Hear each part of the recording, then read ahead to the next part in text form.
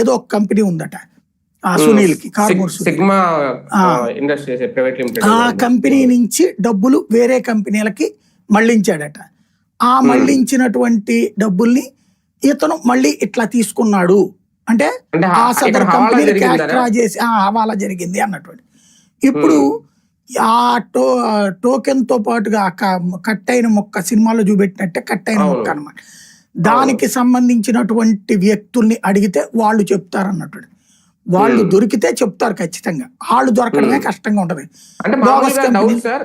అంటే సినిమాల్లో మనం చూసిన నాలెడ్జ్ ప్రకారం వాళ్ళు ఓకే ముక్క అయితే దొరికింది వీళ్ళకి, అది 100 రూపాయలు, కానీ అమౌంట్ వాల్యూ ఎంత అనేది ఆ మొక్కను బట్టి మనం చెప్పలేం కదా. అది వీళ్ళ సొంత ఊహ అంతే.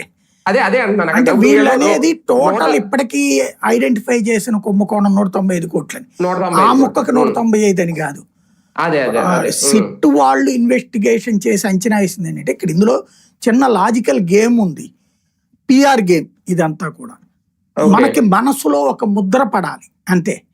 లైక్ ఇప్పుడు అతని పేరేంటి, వ్యాన్ పిక్ ఆయన ఉన్నాడు నిమ్మగడ్డ ఇంతకుముందు.